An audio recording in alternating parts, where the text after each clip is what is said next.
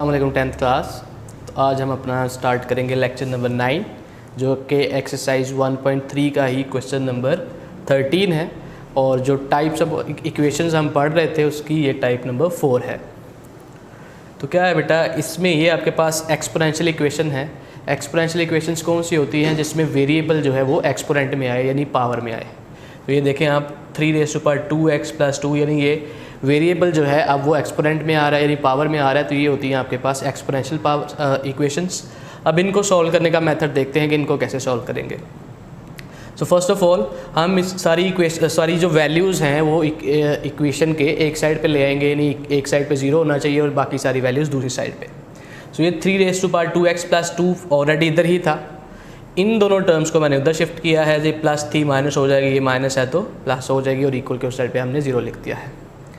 अब यहाँ पे स्टूडेंट्स आपने एक चीज़ गौर करनी है कि ये तो आपको पता है कि अगर दो टर्म्स इस तरह से 3⁻² x मल्टीप्लाई हो रहा हो 3⁻² के साथ, यानी बेसिस सेम है, तो क्या बेसिस सेम है और मल्टीप्लाई हो रहा है, तो हम क्या करते हैं इसको कि बेस जो है वो एक दफ़ा लिख लेते हैं और पावर्स जो है वो ऐड हो जाती हैं। ठीक है, अगर बेसिस सेम है मल्टीप्लाई हो रहा हो तो बेस 1 टाइम आ जाती है, जो भी उनके एक्सपोनेंट्स हैं जो पावर्स हैं वो ऐड हो जाती हैं। यानी ये दोनों चीज़ें इक्वल हैं, ये इसके इक्वल है। अगर ये इक्वल हैं तो फिर ये रिप्लेसेबल हैं कि अगर कहीं ये लिखा हुआ है तो आप ये लिख सकते हो, और अगर आपके पास क्वेश्चन इस फॉर्म में है तो उसको आप ब्रेक करके इस फॉर्म में भी लिख सकते हैं, जो कि हमने यहाँ पे किया है कि 3⁻² x + 2 था, पावर्स एडेड फॉर्म में थी और हमने बेस एक दफ़ा लिखी हुई थी। तो मैंने क्या किया है, दोनों की बेस जो है वो सेपरेट कर दी है। आपको मैंने ये रीज़न भी दी कि कैसे हम ये कर रहे हैं। तो 3⁻² x मल्टीप्लाई 3⁻² और बाकी जो दो टर्म सी 12 मल्टीप्लाई, ये जो डॉट है ये यहाँ पे मल्टीप्लिकेशन के लिए है कि 12 मल्टीप्लाई 3⁻x + 3 = 0। अब ये 3 का स्क्वायर है यानी ये 9 हो जाएगा, तो मैंने इसको पहले लिख लिया है 9 multiply 3⁻² x minus 12 multiply 3⁻x + 3 = 0। अब जो हमारी टाइप 1 है वो वाला रूल आ जाएगा, यानी आप इसमें देखेंगे जो स्मॉलर पावर वाली टर्म है उसको अब आप लेट कर लेंगे। तो 3⁻x है और 3⁻2x है, ये सिंपल 1x है और ये डबल है x का डबल, यानी ये वाली जो पावर है ये टर्म स्मॉलर है, तो इसको मैंने लेट कर लिया y के इक्वल। सो y = 3x आ गया। सो अब इसकी जगह तो हम y लिख लेंगे, यहाँ भी हमें चाहिए वैल्यू ताकि पूरी इक्वेशन जो है वो वेरिएबल y में चली जाए। सो इसके लिए क्या करेंगे, वही जो टाइप 1 का रूल है कि आपने जो y लेट किया होता है उसी का स्क्वायर ले लेते हैं। मैंने लिखा taking square on both sides, यानी इस इक्वेशन के दोनों साइड पे स्क्वायर लिया, इधर आ गया y², इधर 3x और उसका स्क्वायर आ गया ऊपर। अब y² तो ऐसे रहेगा। अब याद रखें ये चीज़ पहले भी डिस्कस हो चुकी है कि अगर डबल पावर है और दरमियान में ब्रैकेट है, डबल पावर देखें 3⁻x है फिर ब्रैकेट है फिर पावर है, तो वो पावर्स हमेशा आपस में मल्टीप्लाई हो जाती हैं। यानी ये वाला 2 जो है वो x से मल्टीप्लाई हो जाएगा और ये हो जाएगा 3⁻²x। तो ये हमारी पूरी इक्वेशन जो है अब वो y में चली गई। कैसे कि 3⁻x की जगह तो हम y लिख लेंगे और 3⁻2x की जगह क्या आ जाएगा, y²। सो जो हमारी इक्वेशन 1 थी वो अब क्या बन जाएगी, ये 9 रहेगा ऐसे ही। 3⁻2x की जगह क्या आ जाएगा, y² माइनस 12 3⁻x की जगह क्या आ जाएगा हमारा y और +3 जो है वो ऐसे ही, जो कि आपके पास एक क्वाड्रेटिक इक्वेशन है। अब ये हमारे पास स्टैंडर्ड क्वाड्रेटिक इक्वेशन है जो कि हम इसको फर्दर फैक्टराइजेशन से सॉल्व करेंगे। सो हमारा जो फर्स्ट स्टेप होता है फैक्टराइजेशन का वो ये होता है कि हम फर्स्ट टर्म को लास्ट टर्म से मल्टीप्लाई कर देते हैं। सो 9 3s आपके पास ये बनेगा 27y²। तो फर्स्ट स्टेप ये है कि हम यहाँ जो फर्स्ट टर्म है उसको लास्ट टर्म से मल्टीप्लाई करके एक नंबर आपके पास लिख लेते हैं। अब मिडिल टर्म को हमने 2 ऐसे नंबर में ब्रेक करना है जिनको प्लस या माइनस करने से सेम मिडिल वैल्यू बने, और उन्हीं 2 नंबर को मल्टीप्लाई करने से हमारे पास जो ये यहाँ पे मल्टीप्लाई करके नंबर आया है वो बनना चाहिए। तो देखें -9y - 3y ये हो जाएगा 12y।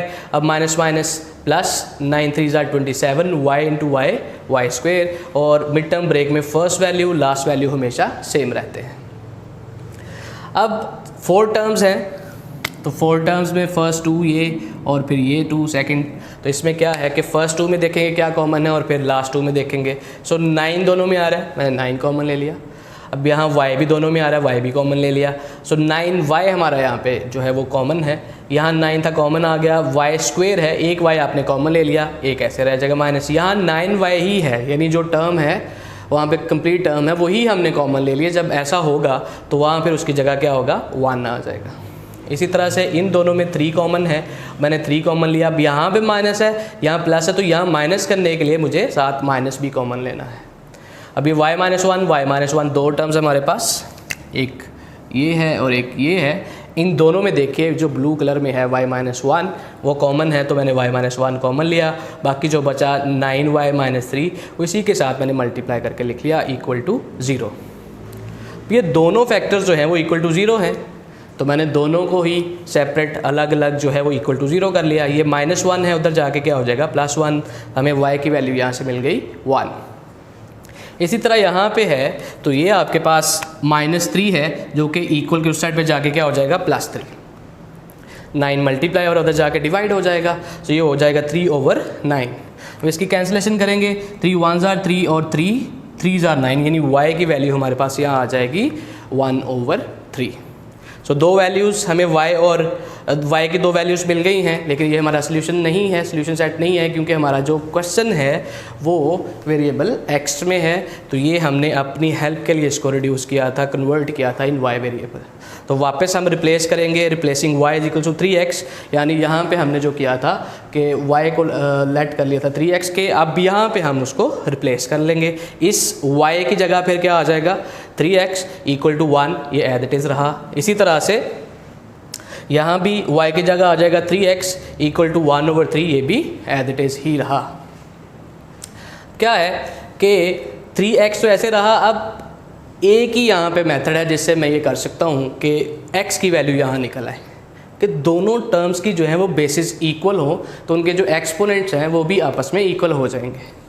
तो यहाँ 1 है, तो 1 बेटा याद रखो, किसी भी चीज़ की पावर 0 हो, कोई भी टर्म 0 हो, जो हमारे ओल्ड स्टूडेंट्स हैं उनको मैंने ये क्लास में प्रूव भी करके दिखाया था कि किसी भी टर्म की पावर, चाहे वो वेरिएबल है, कांस्टेंट है, कोई भी चीज़ है, उसकी पावर अगर 0 हो तो वो हमेशा क्या होता है 1।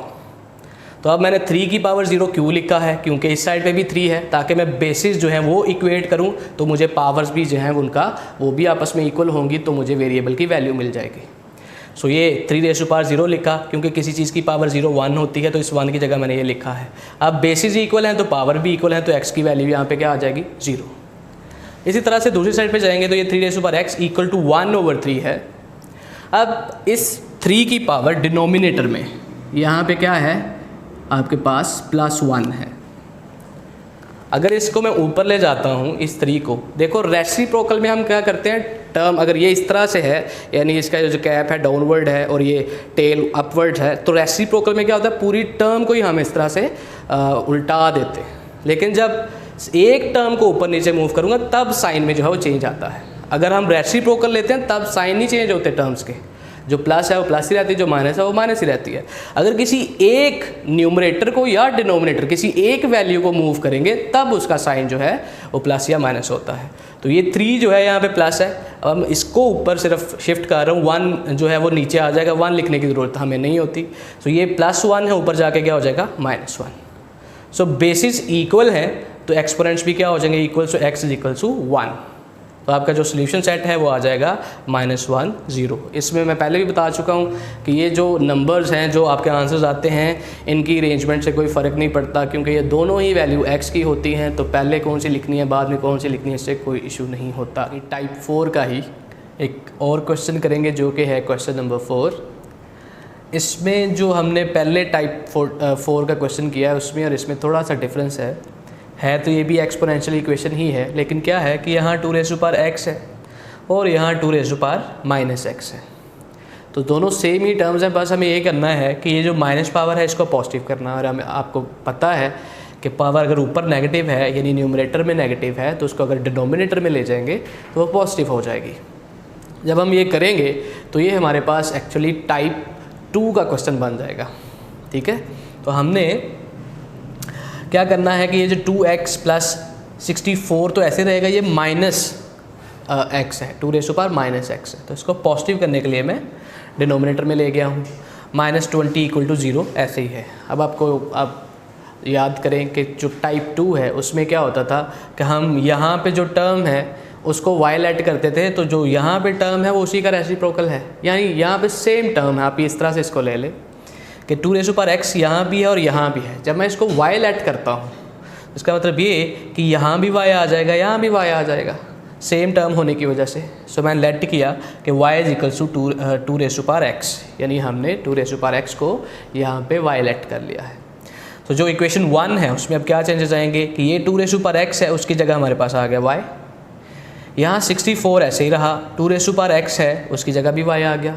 -20 इक्वल टू 0। अब मुझे इसको स्टैंडर्ड फॉर्म में लेके आना है, यानी ये जो डिनोमिनेटर है इसको यहाँ से रिमूव करना है। बहुत दफ़ा ये चीज़ हो चुकी है अब कि जब भी हमने डिनोमिनेटर ख़त्म करना है हमें एलसीएम लेना होता है, फिर उस एलसीएम से पूरी टर्म्स को हम जो पूरी इक्वेशन की सारी टर्म्स है उसको मल्टीप्लाई कर देते हैं। डिनोमिनेटर में एक ही टर्म है y, तो फिर इसको रिमूव करने के लिए हम सारी ही टर्म्स को y से मल्टीप्लाई कर देंगे। मैंने लिखा multiplying with y on both side, यानी इस इक्वेशन की सारी टर्म्स के साथ आप y को मल्टीप्लाई कर देंगे। सो फर्स्ट y के साथ भी किया, सेकेंड टर्म, फिर इधर 20 के साथ भी किया और उधर 0 के साथ भी आपने इसको मल्टीप्लाई कर दिया। तो यहाँ क्या होगा कि ये y से y यहाँ पे कैंसिल हो जाएगा, फिर ये y into Y Y square 64 ही रह जाएगा क्योंकि y से यहाँ पे कैंसिल हो गए हैं। फिर -20y इक्वल टू 0, क्योंकि 0 से किसी भी टर्म को मल्टीप्लाई करें उसको वो 0 ही कर देता है। सो जो हमारे पास फाइनल क्वाड्रेटिक इक्वेशन यानी स्टैंडर्ड क्वाड्रेटिक इक्वेशन है वो है y square -20y plus 64 equal to 0, जिसको कि अब आप मिड टर्म ब्रेक से सॉल्व करेंगे। सो फर्स्ट स्टेप हमारा यही होता है कि यहाँ पे जो टर्म है उसको हम मल्टीप्लाई कर देते हैं इससे, तो यहाँ पे ये आ जाएगा अब हमारे पास 64y स्क्वेयर। यानी अब हम इस मिड टर्म ब्रेक करेंगे तो जो मिडिल टर्म है उसको किसी ऐसे दो नंबर में ब्रेक करना है जिनको प्लस या माइनस करने से हमारे पास -20 बने, जो कि बन रहा है -16y -4y। तो इनको ऐड कीजिएगा तो ये हो जाएगा -20y। अब इन्हीं दो को मल्टीप्लाई करने से लास्ट टर्म बननी चाहिए, यानी प्लस 64y के जो इस केस में है। सो माइनस माइनस प्लस 16 को 4 से मल्टीप्लाई कीजिए तो ये 64 हो जाएगा, y को y से किया तो y square. First term last term हमेशा सेम रहती है। ये 4 टर्म्स हैं, फर्स्ट 2 में देखेंगे क्या कॉमन है, इन दोनों में देखेंगे क्या कॉमन है, उसी तरह से इन दोनों में भी देखेंगे क्या कॉमन है। तो दोनों में फर्स्ट 2 में क्या है y कॉमन, यहाँ 2y से एक बाहर और एक वहाँ पे अंदर बच जाएगा माइनस, यहाँ एक ही y वो आपने कॉमन ले लिया हुआ तो 16 रह जाएगा। अब इन दोनों में देखिएगा कि आपके पास 4 कॉमन है। 4 कैसे कॉमन है कि 64 जो होता है इसको आप लिख सकते हो 16 × 4।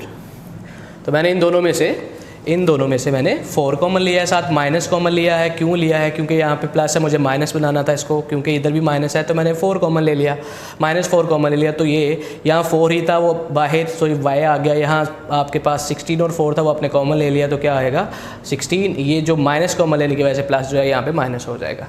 अब ब्लू कलर में y -16 ये दोनों में आ रहा है, वो मैंने कॉमन ले लिया। यहाँ क्या बचेगा y -4। दोनों फैक्टर इक्वल टू 0 हैं, अलग-अलग इक्वल टू 0 कर लिया। सो यहाँ पे ये -16 है, इक्वल के उस साइड पे जाके +16 हो जाएगा। फिर -4 है, इक्वल के उस साइड पे जाके क्या हो जाएगा +4 हो जाएगा। ये दोनों y's की वैल्यू हैं। ये हमारा सोल्यूशन सेट नहीं है क्योंकि हमें x की वैल्यू निकालनी है जो कि हमारे क्वेश्चन में हमसे पूछा गया है।